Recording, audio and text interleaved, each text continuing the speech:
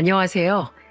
자식 넷을 키우다 어느새 꼬부랑 할머니가 된 70대 후반 할머니입니다.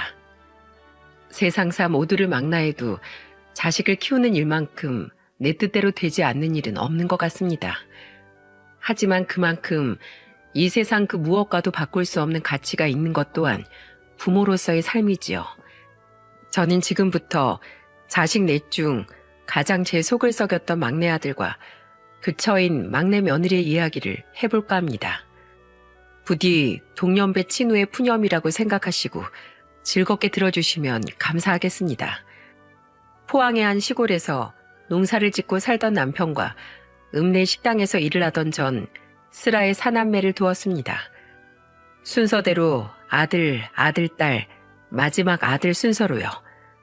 2살 터울이었던 위의 새아이와는 달리 막내는 큰아들과 무려 10살 차이가 나는 늦둥이였고 원래부터 자식에게 약하던 남편은 어렵게 얻은 막둥이에겐 아예 맥을 못 추더군요. 그렇게 버릇없이 자라던 막내는 동생들의 기강을 어미 잡던 큰아들 앞에서만은 잔뜩 주눅이 들었죠. 평화로운 나날 속에 아이들은 무럭무럭 성장해 갔습니다. 식당에 일을 다니던 전 돈을 모아 읍내 작은 식당을 차릴 수 있었죠. 공고를 나온 큰아들은 지역 내에 있는 제철소에 취업을 했고 나이 29에 결혼을 했어요. 공부를 잘했던 둘째 아들은 서울에 있는 대학을 졸업한 후 공기업을 다니다가 사내 연애 후 마찬가지로 결혼을 했고요. 간호대를 나온 딸은 경기도에서 일을 하다 그곳에서 사위를 만나 터를 잡았죠. 마지막으로 막내는 지방의 국립대를 졸업한 후 집으로 돌아와 있다가 울산의 한 건설회사에 취직을 했습니다. 왕복 2시간이 넘게 걸리는 거리였지만 자취하는 돈이 아깝다며 막내는 꿋꿋이 저희 집에서 울산까지 출퇴근을 했어요. 그리고 남편은 막내의 나이 29에 그만 뇌출혈로 투병을 하다 세상을 떠나고 말았죠. 아이고 여보. 나만 혼자 이렇게 두고 떠나면 난 어찌 살란 말입니까? 막내 결혼하는 것도 보고 나랑 여행도 다니면서 오래오래 행복하자면서요. 나도 데려가시오. 제발 날 여기 혼자 두지 말아요. 저는 남편이 농사를 짓던 땅을 모두 팔았습니다. 저는 식당을 해야 했기에 집 뒤편의 텃밭 정도만 관리할 수 있었을 뿐 남편이 짓던 농사를 이어받을 수는 없었거든요. 그리고 막내는 남편이 세상을 떠난 지 6년 뒤인 35의 나이에 드디어 백화점에서 일하던 며느리를 만나 장가를 가게 되었습니다. 훌륭하십니다, 사부인. 자식들을 넷이나 이렇게 훌륭히 키워내시다니요. 모쪼록 저희 외동딸 잘 부탁드립니다. 우리 딸이 외동으로 오냐오냐 자라서 조금 철이 없긴 하지만 어디 가서 예의 없이 굴지 않도록 잘 교육했으니 모자란 점이 있으면 앞으로 많은 지도 편달 부탁드립니다. 중학교 교사셨다던 사돈 어른과 사부인은 참 강직하고 예의 바른 분들이셨습니다. 특히 막내 며느리가 말하길 사돈 어른은 굉장히 엄한 분이셨다더군요. 전 세상에서 저희 아버지가 제일 무서워요, 어머님. 막내 아들이 제일 무서워하던 사람이 우리 큰아들이듯 막내 며느린 사돈 어른을 무서워하며 자랐던 모양이더라고요. 가정교육 덕분인지 막내 며느린 제 앞에서 제법 깍듯하게 굴더군요. 다만 예의를 차리는 와중에도 막내 며느린 하고 싶은 말은 무조건 내뱉어야 직성이 풀리는 성격이었어요. 막내 부부가 결혼한 지 1년이 조금 지났던 어느 날이었습니다. 막내 아들까지 출가를 하자 자식들은 혼자 남은 제가 걱정이 됐는지 한두 달에 한 번씩은 꼭 시간을 맞춰 절 찾아왔어요.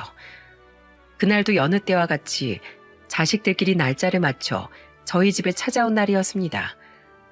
저희 집에서 차로 1시간 정도 떨어진 울산에 살던 막내 부부도 마찬가지로 저희 집에 도착을 했죠. 그런데 그날 막내 며느리가 눈치를 보며 방에 혼자 있던 제게 다가와 조용히 말하더군요. 그리고 전 막내 며느리의 말을 듣고 얼굴이 새빨갛게 달아올랐어요. 어머님, 저 결혼하고 여기 내려오는 일이 잦아져서 너무 힘들어요. 외동으로 자랐던 터라 형제끼리 북적거리는 것도 통 적응이 안 되고요. 근데 남편한테 말하니까 남편은 차마 큰아주버님한테 자긴 빠지겠다는 말을 못하겠다고 하더라고요. 남편이 워낙에 큰아주버님을 무서워하잖아요. 그렇다고 저 혼자 빠지자니 그것도 남편이 곤란할 것 같고요. 그래서 말인데 어머님이 먼저 이렇게 자주 오지 말라고 다른 가족들께 말씀 좀 드려주시면 안 될까요? 솔직히 요즘 이렇게 자주 모이는 시댁 정말 흔치 않거든요. 요샌 제사도 다 없애는 추세인 거 아시죠? 차마 말을 못해서 그렇지 형님들도 저처럼 생각할지도 몰라요. 저 정말 어려운 마음 무릅쓰고 어머니께 이런 말씀 드리는 거예요. 총대 매자는 마음으로요. 앞으로 어머니께 불편한 마음 갖지 않고 어머님이랑 더 잘 지내보고 싶어서 이런 말씀 드리는 거니까 모쪼록 너무 기분 상하지 않으셨으면 좋겠어요. 죄송해요, 어머님. 망치로 머리를 한 대 얻어맞은 것 같았습니다. 막내 며느리의 말이 너무 솔직하긴 했지만 틀린 말도 아니었던지라 너무 부끄러웠어요. 차마 그렇게까진 생각지 못했거든요. 다들 말은 안 했어도 막내 며느리처럼 힘들었을지도 모른다고 생각하니 창피했습니다. 다 늙어서 결혼한 자식들 가정에 불화를 일으키는 나쁜 시어머니자 장모가 된 것 같았거든요. 그날 저는 저녁을 먹으며 자식들에게 앞으로는 이렇게 자주 내려오지 말라고 말했어요. 앞으로 명절엔 제사도 없애고 밥만 먹자면서요. 막내 며느리의 이야기는 배제한 채 말입니다. 막내 아들을 제외한 다른 자식들과 며느리들 사이까지 모두 크게 난색을 표하더군요. 어수선해진 분위기에 손주들은 어른들의 눈치를 보았죠. 그래도 전 뜻을 굽히지 않았습니다. 막내 며느리의 말을 듣고 보니 다른 며느리들과 사이도 시어머니와 장모가 어려워 차마 앞에선 싫다는 말을 못할 수도 있겠다고 생각했거든요. 제가 참 현명하지 못한 부모였다 싶었죠. 저의 완강한 태도에 이후 자식들은 자기들끼리 시간을 맞춰 저희 집에 오던 일을 멈췄습니다. 하지만 고맙게도 슬금슬금 큰아들 내외는 손주들을 데리고 다시 저희 집에 찾아오더군요. 게다가 큰아들이 저희 집에 오간다는 소식을 전해 듣고는 둘째네와 딸 부부까지 두어 달에 한 번은 절 찾아왔어요. 심지어는 따로 연락을 하지 않았는데도 오는 날이 겹쳐 자기들끼리 서로 마주치기도 했죠. 우연찮게 새 아이들 내외와 손주들까지 모두 저희 집에 온 날, 전 아이들에게 말했습니다. 너희도 참 징하다. 오지 말래도 왜 자꾸 오니? 유복이, 유남이, 성옥이. 너희야 내가 엄마니까 괜찮을 수도 있지만 너희들 처랑 남편은 힘들 수도 있다. 결혼했으면 너희들 가정을 제일 우선으로 챙겨야지. 사돈 어른들도 자주 찾아뵙고. 제 말에 큰며느리는 제 손을 잡고는 서운한 기색을 내비치더군요. 어머님, 그게 무슨 말씀이세요? 살아생전에 아버님도 그렇고 어머님도 저희한테 얼마나 잘해주셨는데요. 그리고 남편이 저희 친정에도 무척이나 잘해요. 어머니께 오는 만큼 친정에도 저희 자주 찾아가고 있고 남편은 저도 자주 안 하는 안부 전화까지 저희 부모님한테 곧잘 드려요. 그런데 제가 어떻게 그런 남편의 어머니를 찾아오는 게 싫을 수가 있겠어요? 맞아요, 어머님. 어머님 자식들 엄청난 효자인 거 아시죠? 아주버니만큼 제 남편도 저희 친정에 잘해요. 그리고 오히려 어머님 걱정돼서 먼저 여기 오자고 남편한테 말하는 게 전데요?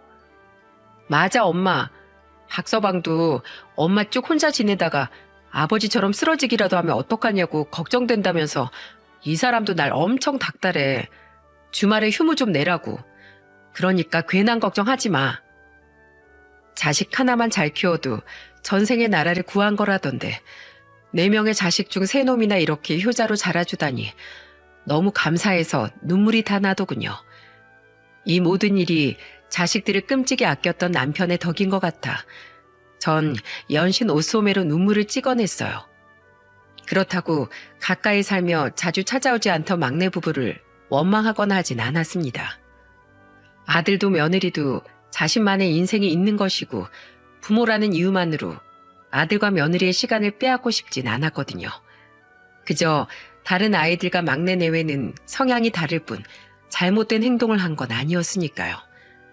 막내 아들 내외는 1년에 4번, 2번의 명절과 남편의 기일, 그리고 제 생일 때만 저희 집에 찾아왔습니다.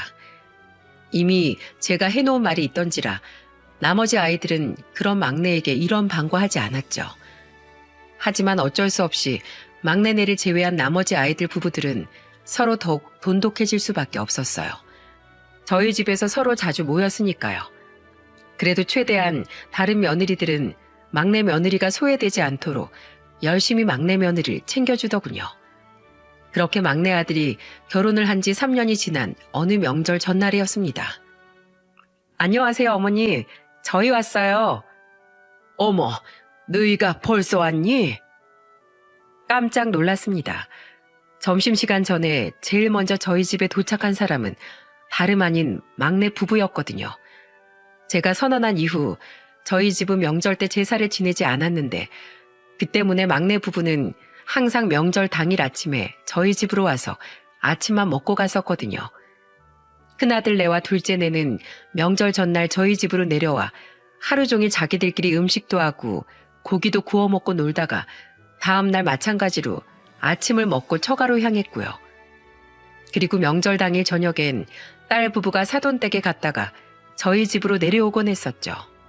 그런데 명절 전날엔 코빼기도 안 비치던 막내 부부가 제일 먼저 저희 집에 도착했으니 놀랄 수밖에요. 놀란 제 표정을 보고 막내 며느린 호호 웃으며 제 팔짱을 끼더군요.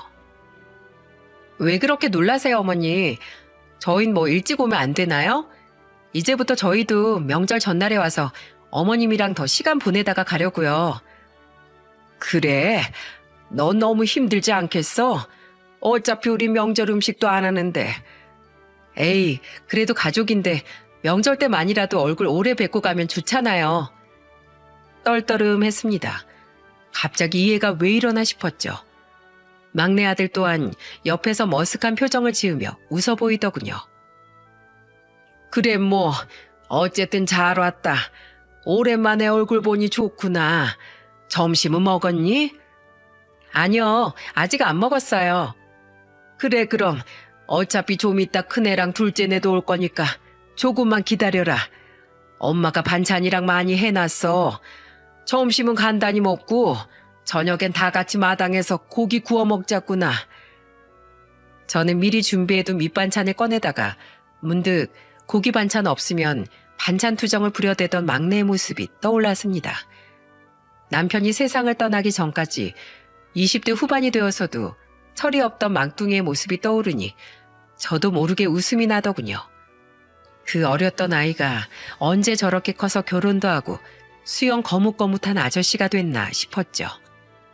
그래서 저는 저녁에 먹으려고 사둔 삼겹살을 몇 점 구워줄까 싶어 집을 나와 집 뒤에 텃밭으로 향했습니다. 어머님, 어디 가세요? 너희 삼겹살 좀 구워주려는데 씻어둔 상추가 없어서 뒷밭에서 좀 뽑아오려고 한다. 편하게 앉아서 쉬고 있어. 바람 잘 통하라고 방충망 쳐두고 창문이랑 현관문 다 열어놔서 시원할 거다. 저는 뒷밭으로 가 크고 싱싱한 상추를 몇 장만 딴 후 다시 집으로 들어섰어요. 다시 생각해보니 막내 아들과 며느리는 쌈을 즐겨 먹지 않았던 것이 생각나서 말입니다. 그런데 그때 집 안에서 들려오는 막내 아들과 막내 며느리의 대화 소리에 저는 그만 현관에 서서 굳고 말았어요. 두 사람의 대화는 저에게 엄청난 충격을 안겨주었어요. 진짜 어머님 앞에서 억지로 너무 과하게 웃고 있었더니 입에 아주 경련이 일어날 것 같아. 조금만 참아.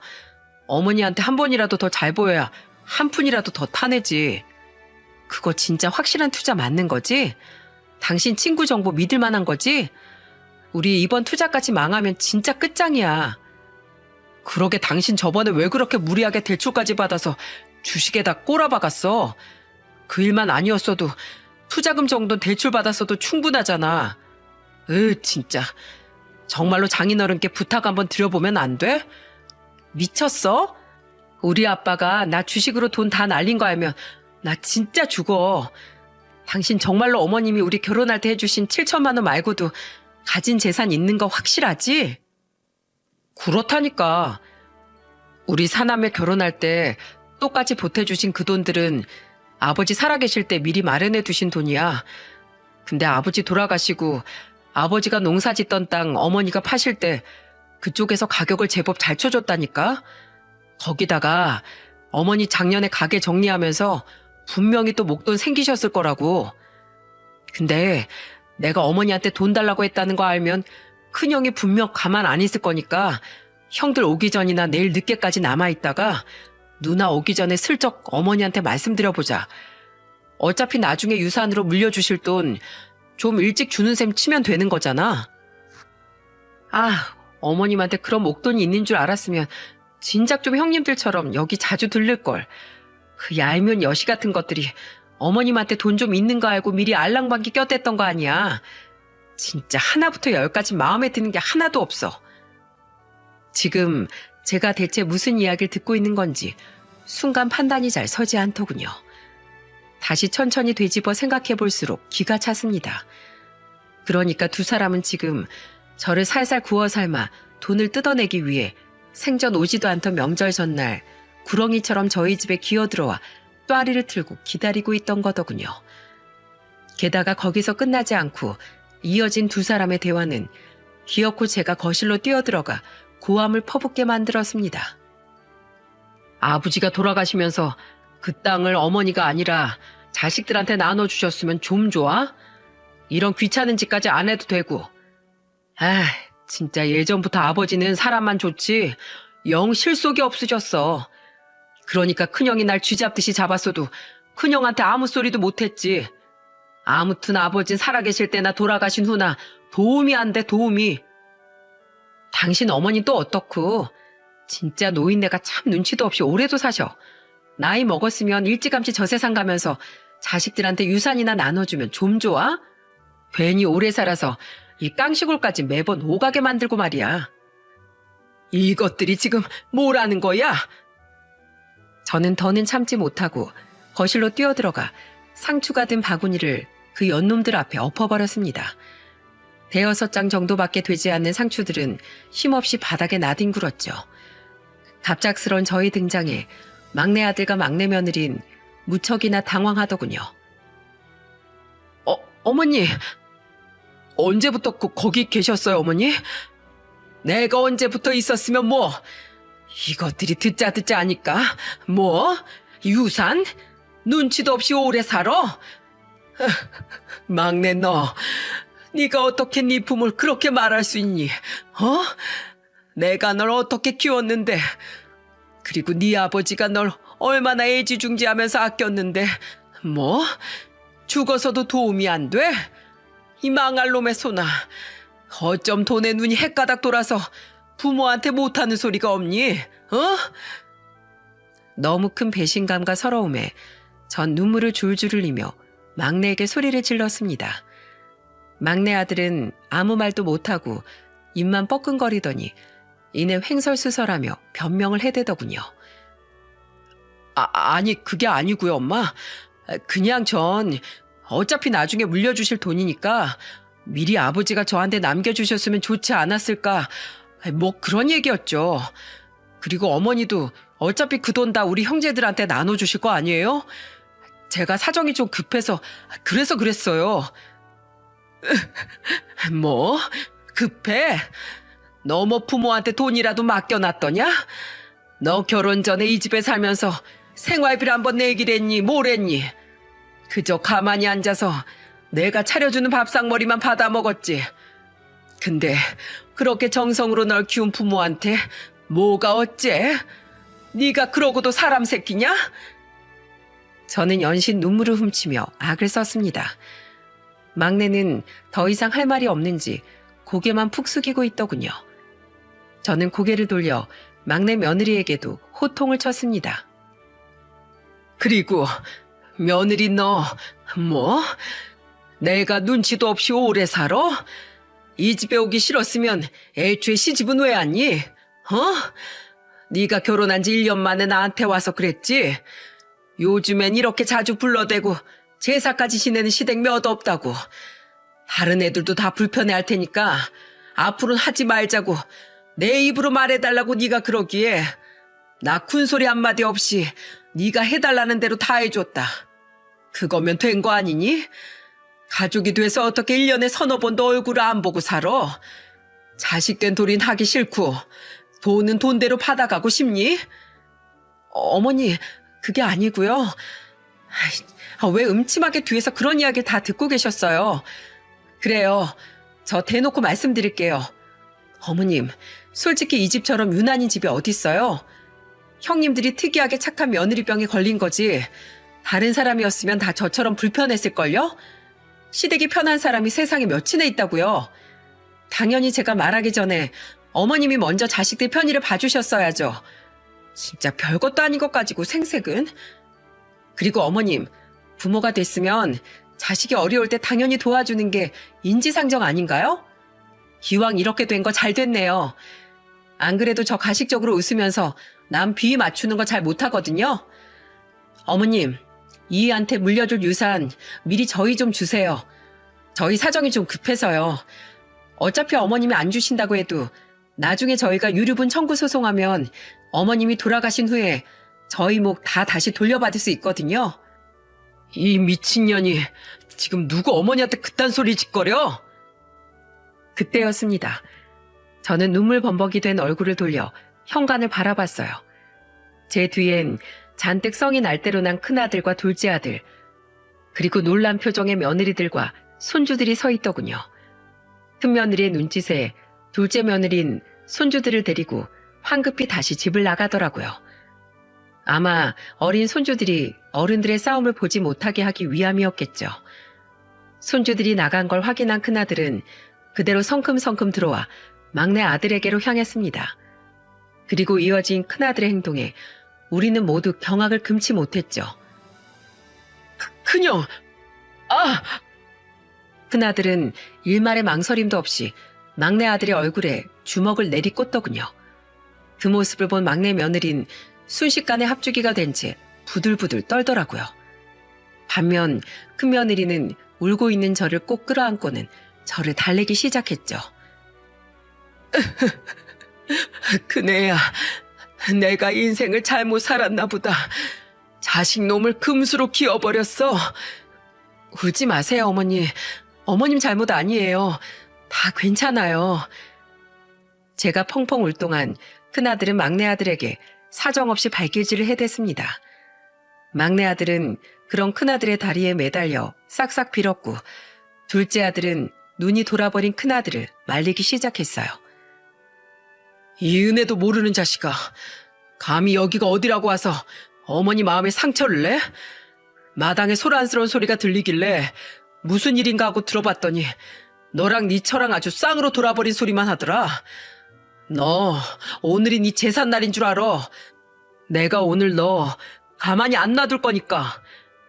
형, 이만하면 됐어. 이제 말로 해, 말로. 어? 이러다가 진짜 일 치르겠어. 어머니 눈에 피눈물이 흐르고 있는데 이딴 놈을 그냥 놔두라고? 놔. 오늘 아주 내가 끝장을 볼 테니까. 큰형, 내가 잘못했어. 미안해. 제발 살려줘, 큰형. 한참을 매타작한 큰아들은 그제야 씩씩대며 막내 아들에게서 떨어지더군요. 코피가 터지고 엉만진창이 된 막내 아들은 몸을 일으키지도 못하고 바닥에 쓰러져 엉엉 울고 있었죠. 큰아들은 옆에서 바들바들 떨고 있는 막내 며느리를 싸늘히 노려보며 말했습니다. 재수씨, 아니 야, 너 미쳤냐? 너 뭐라도 돼? 네가 뭔데 우리 어머니한테 그딴 소리 해대면서 돈을 내놓으라 말아야? 그리고 어쩐지 이상하다 했어. 어머니가 갑자기 자식들을 다 오지 말라고 하는 게, 이 여우 같은 게 우리 몰래 뒤에서 어머니한테 그딴 소리를 해댔단 말이야? 큰아주버니, 그게 전 그냥 좋은 뜻에서. 입 열지 마. 확 찢어버리기 전에. 야, 오기 싫으면 너나 오지 마. 나도 너 하나도 안 반갑거든. 너 2번 다시 내 눈에 띄었단 봐. 이 자식이나 데리고 당장 이 집에서 꺼져. 급한 사정이든 뭐든 그건 너희 둘이 알아서 해. 우리 어머니한테 기생충처럼 들러붙을 생각하지 말고 이 벌레 같은 것들아 썩 안 꺼져? 어머니, 제발 저 한 번만 도와주세요. 제발 돈이라도 좀 빌려주세요. 저희 지금 빚도 너무 많아서 다시 살아날 길이 투자뿐이라서 그래요. 저희 이번 기회 놓치면 진짜 길바닥에 나앉을지도 몰라요. 이게 그래도 아직 정신 못 차리지? 막내 아들은 급하긴 급했던 모양인지 얼굴이 피떡이 된 와중에도 제 앞으로 질질 기어와 돈을 달라며 애원을 하더군요. 큰며느리 덕에 조금 진정이 된 전 또다시 달려들려는 큰아들을 손으로 맞고는 막내 아들에게 원망스러운 표정을 지으며 말했습니다. 내가 널 잘못 키워도 단단히 잘못 키웠다. 검은 네 속내를 내가 알아버린 이상 난 너에게 단돈 100원도 빌려줄 수 없어. 넌 그 방법이 틀려먹었다. 자식한테 어려울 때 돈 빌려줄 수 있고 그냥 줄 수도 있지. 근데 넌 그 돈을 바라면서 나와 먼저 간 네 아버지에 대해 조금도 고마워하질 않더구나. 넌 예전부터 그랬지. 조금이라도 귀찮고 불편한 일은 하기 싫어하고 부모는 당연히 널 위해 희생하는 줄 알아야 하고 나이 들고 조금 철이 든 줄 알았는데 내 착각이었구나. 너랑 네 처가 날 어떻게 생각하는지도 단단히 알았으니 난 더 이상 널 내 자식으로 생각하지 않을 거다. 다만 네가 매일같이 후회하며 살길 바란다. 아무 조건 없이 널 위하고 사랑해주던 단 하나의 존재, 피가 섞인 네 가족을 네 썩어 빠진 정신머리와 행동으로 인해 영원히 잃게 되었다는 사실을 말이야. 가거라. 더는 널 보고 싶지 않다. 막내 아들은 제 말에 결국 아무 말도 못하고 눈물만 뚝뚝 흘리더군요. 그리곤 힘들게 몸을 일으켜 힘없이 현관으로 향했습니다. 현관으로 나가는 도중 막내는 둘째와 눈이 마주쳤지만 둘째는 굳은 표정으로 이렇게 말했죠. 둘째요, 나는 그냥 가라. 넌 어머니께 돌이킬 수 없는 실수를 저지른 거야. 막내 며느리는 잠시 눈치를 보더니 이내 막내 아들의 뒤를 따라 후다닥 도망치더군요. 그 두 사람의 발자국 소리가 마당을 벗어나는 소리가 들리자 저는 바닥에 주저앉아 애써 참고 있던 눈물을 다시 터트리기 시작했습니다. 큰며느리와 큰아들, 둘째 아들은 그런 저를 감싸안고 함께 흐느끼기 시작했고 다시 손주들을 데리고 들어온 둘째 며느리는 놀란 손주들을 조용히 작은 방 안으로 들여보냈죠. 다음 날인 명절 당일 오후 소식을 들은 딸 내외는 손주와 함께 일찌감치 저희 집으로 왔더군요. 아주 곤죽을 내버리지 그걸 그냥 보냈어? 아니야, 걔 충분히 곤죽 됐어. 큰형이 아주 작사를 내놨거든. 진짜 속상해서 미치겠다. 걘 어쩜 이 나이가 돼서도 그렇게 정신을 못 차려. 아주 못난 짓거린 다 하고 다닌다. 엄마, 정말 괜찮은 거 맞아? 괜찮다. 큰애 둘째, 너희 얼른 처가로 가. 사돈 어른들 목이 빠져라 기다리시겠다. 저는 발걸음이 차마 떨어지지 않는지 계속해서 뒤를 돌아보는 큰아들과 둘째 아들네를 억지로 쫓아보냈습니다. 그런데 그날 오후 깜짝 놀랄만한 손님이 저희 집을 찾아왔더군요. 사돈? 그 사람은 바로 막내 며느리의 부모인 사돈 부부였습니다. 사돈 어른들의 뒤에는 뺨을 맞았는지 볼이 시뻘개진 채 눈까지 퉁퉁 부어있는 막내 며느리와 막내 아들이 죄 지은 표정으로 서 있더군요. 그리고 저희 집에 들어오자마자 이어진 박가사돈과 사부인의 행동에 저는 기함을 하고 말았네요. 죄송합니다, 사부인. 제가 자식 교육을 잘못 시켜도 한참 잘못 시켰습니다. 너희들도 얼른 무릎 안 꿇어? 바로 두 사돈이 제 앞에 무릎을 털썩 꿇었기 때문에요. 화가 난 얼굴로 채근하는 박가사돈의 말에 막내 아들과 막내 며느린 두 사돈을 따라 제 앞에 무릎을 꿇더군요. 그 모습을 두 눈으로 확인한 뒤에야 박가사돈은 다시 제게 고개를 돌리곤 진심으로 죄송한 표정을 지으며 이렇게 말씀하셨죠. 강서방한테 어제 있었던 일 전부 들었습니다. 명절이라고 찾아온 강서방 몰골이 엉망이길래 무슨 일인지 물었는데 아무 말도 못하고 얼버무리는 게 영 이상해서 제가 계속 캐물었거든요. 심지어 제 딸아인 끝까지 입을 다물려던 걸 강서방은 자신이 불효자식이고 죄인이라며 제 앞에서 엉엉 울기까지 하며 전부 실토를 하더군요. 본인들 입으로 직접 말한 내용이니 실제로는 사부인께 더욱 되먹지 못하게 말했을 거라고 짐작합니다. 사부인, 제가 정말 하나 있는 자식을 잘못 키웠습니다. 그래도 어디 가서 사람 구실은 하고 다닐 거라고 생각했는데 제 생각이 짧았어요. 제 딸은 제가 눈물 쏙 빠지게 혼을 내놨습니다.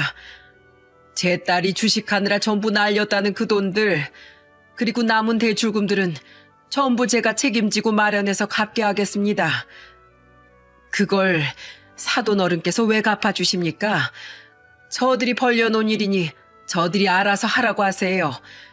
그것보다 사돈 어른 사부인 두 분 다 얼른 일어나세요. 제 딸 내외까지 보고 있습니다. 괜찮습니다. 용서를 빌러온 사람이 남의 눈을 신경 써서야 되겠습니까? 그리고 적어도 대출까지 받아서 주식을 한 건 강서방이 아니라 제 딸이지 않습니까? 그 일 때문에 사부인의 아드니까지 피해를 보게 할 수는 없지요. 사부인, 노여우시겠지만 제가 본 강서방은 그렇게까지 심성이 나쁜 사람은 아닙니다. 돌아가신 사돈 어른 이야기를 하며 저와 술을 마시다 펑펑 운 적도 있는 만큼 마음의 냉기만 가득한 청년은 아니에요. 제 딸을 용서해달라곤 부탁드리지 않겠습니다. 다만 사부인께 진 죄값을 이놈들이 치를 기회를 한 번만 주시지 않겠습니까? 이대로 사부인께서 이놈들을 내치신다면 다른 사람보다 사부인의 마음이 더 크게 다치실 거 아닙니까? 부모란 그런 존재지요. 아빠, 넌 조용히 안 해. 넌 네 시어머니한테 용서받지 못하면 두 번 다시 우리 앞에 나타날 생각도 하지 마라. 별개로 내가 해준 너희들지 아직 내 명인 거 알지? 그 집에서도 냉큼 나가. 3개월 준다. 그 뒤엔 부동산에 집 내놓을 거야. 그럼 우린 어디서 살라고? 내가 뭐든 해줘 버릇하니까 네가 이렇게 아나무인으로 자란 거다. 네가 주식으로 날린 돈 내가 갚아주는 대신 이후부터 너희들 알아서 살아. 이 못된 것들아.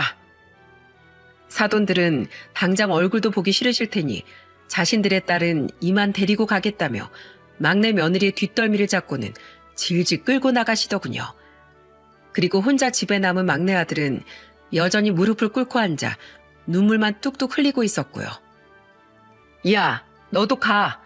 뭘 잘했다고 엄마 앞에서 질질 짜고 있어? 네 매형이랑 조카들 보기 창피하지도 않냐? 그래, 그만 가거라. 사돈어른 말씀은 무슨 말인지 알겠지만 난 어제도 말했듯 당분간은 너를 보고 싶지 않구나. 어머니, 제가 정말 잘못했어요. 제가 정말 바보였어요. 제가 아무리 이기적이게 행동을 해도 가족들은 항상 그 자리에서 절 떠나지 않을 거라고 생각했어요. 정말 어리석은 생각이라는 걸 미처 몰랐어요. 어제 어머니와 형들이 절 정말로 보지 않겠다고 말씀하실 때 저 너무 두려웠어요. 이대로 정말 가족을 잃게 될까 봐서요. 어머니, 너무 죄송해서 차마 제가 용서를 구하는 말조차 하지 못하겠어요. 그래도 장인어른 말씀처럼 제게 한 번만 기회를 주시면 제가 앞으로 어머니 옆에서 평생 속죄하며 살아갈게요. 그 말이 또 거짓말일 줄 어떻게 알고 내가 네 말을 믿니? 난 이제 네가 무섭다. 40년 가까이 내가 키우고 지켜본 내 아들이 정말 맞는지 의심스러울 정도야. 당장 믿어달라고, 용서해달라고 말하진 않을게요. 그냥 제게 기회만 주세요. 제발요, 어머니. 제가 어떻게 가족 없이 살아갈 수 있겠어요? 막내 아들은 서러움이 폭발했는지 바닥에 엎드려 엉엉 울더라고요. 한숨이 다 나왔습니다. 내 배로 낳은 저 미운 자식을 용서하자니 마음에 너무 큰 상처를 입었고 뒤도 안 돌아보고 내치자니 어린애처럼 엉엉 우는 저 모습이 눈에 밟혔죠. 저는 여전히 무릎 꿇고 있는 아들을 일으키며 냉랭하게 말했습니다. 그래, 어디 한번 해봐라. 내 마음이 풀릴지 모르겠지만 어쨌든 너도 해볼 만큼 해보면 나중에 후회라도 덜하겠지. 정말이죠? 감사해요, 어머니. 정말 감사해요. 엄마! 옆에서 보고 있던 딸은 놀란 표정으로 절 말렸지만 손주를 방에 들여보내고 함께 지켜보고 있던 사이가 옆에서 딸을 조용히 말리더군요. 이후 막내 아들은 매주 주말 절 찾아와 저 대신 텃밭도 가꾸고 빨래며 청소 등 가진 잡일을 다하고 일요일 저녁이 되어서야 돌아가더군요. 그러거나 말거나 전 막내 아들이 뭘 하는지 신경조차 쓰지 않았죠. 그리고 한 달 뒤 막내 며느리까지 막내 아들을 따라 저희 집으로 내려오기 시작하더라고요. 처음 저희 집에 온 주말, 막내 며느리는 차가운 표정으로 자신을 바라보는 제 앞에 머리를 숙이고 무릎 꿇으며 이렇게 말했습니다. 죄송해요, 어머니. 저 그동안은 차마 어머님 얼굴을 뵐 용기가 없어서 이 사람이랑 같이 못 내려왔어요. 근데 저희 부모님은 제가 전화를 걸어도 어머니께 용서받았냐는 말뿐이시고 가서 잘못을 빌지 않으면 절 더 이상은 딸로도 생각지 않으시겠대요. 이 사람은 자기는 평생 어머니께 용서를 구하며 살 생각이니 함께 잘못을 빌 생각이 없으면 그냥 여기서 이혼하자고까지 했어요. 어머니, 제가 정말 철이 없었어요. 이런 결말을 바란 건 절대 아니었어요. 저희 부모님도 남편도 절 떠나면 전 앞으로 어떻게 사나요? 제 잘못된 행동이 제가 사랑하는 사람들까지 떠나게 할 수 있을 거라곤 차마 생각하지 못했어요. 이제 알겠어요. 제가 모든 사람들을 실망시킬 만큼 큰 잘못을 했다는 걸요. 어머니, 저도 앞으로 이 사람 따라서 어머님이 용서해 주실 때까지 몇 번이고 계속 올게요. 정말 잘못했습니다. 막내 며느린 처음 보는 서러운 얼굴을 하고 제 앞에서 펑펑 울더군요. 아직도 저에 대해 신랄하게 말하던 며느리의 목소리가 귓가에 아른거렸지만 전 며느리에게도 기회를 한 번 더 주기로 했습니다. 다름 아닌 제게 진심으로 용서를 구하던 죄 없는 사돈 어른들을 봐서 말이죠. 여전히 한두 달에 한 번씩 저희 집을 찾아오던 나머지 세 아이는 올 때마다 저희 집에 와서 열심히 집안일을 하고 있는 막내 부부를 굉장히 못마땅해 했습니다. 세 아이 부부는 막내 부부를 투명인간 취급했어요. 막내 부부는 그럼에도 불구하고 꿋꿋하게 생각보다 더욱 인내심 있게 저희 집을 찾아왔죠. 그렇게 약 1년이 지났습니다. 놀랍게도 막내 아들 부부는 여전히 한 주도 빼먹지 않고 저희 집을 찾아오고 있어요. 그리고 2달 전 제 생일에 저희 집에는 약간의 변화가 생겼죠. 그날 막내 며느린 처음으로 막내 아들과 함께 저희 집으로 와 제 미역국까지 끓여주더군요. 거기다 잡채니 전복장이니 여러 가지 음식을 준비해 떨리는 목소리로 절 부르더라고요. 어머니, 제가 만든 미역국 한 번만 맛봐주시면. 막내 며느린 제가 한참 동안 대답을 안 차 고개를 푹 숙이더군요. 저는 그런 며느리를 보다 한숨을 푹 내쉬었습니다. 그리곤 며느리의 손에 들려있던 숟가락을 집어들고는 미역국을 한술 떠먹었어요. 맛있구나. 고맙다. 어디 한상 차려보거라. 배고프니까 애들 오기 전에 우리 먼저 한 끼 먹자. 성훈이 너도 이리 와. 같이 밥 먹게. 어머니. 어머니. 거실 청소를 하던 막내 아들은 제가 부르는 소리에 허겁지겁 달려오더군요. 그리곤 눈가에 눈물이 그렁그렁한 막내 며느리와 절 바라보다가 얼른 수저를 식탁에 놓고는 제 옆에 앉았습니다.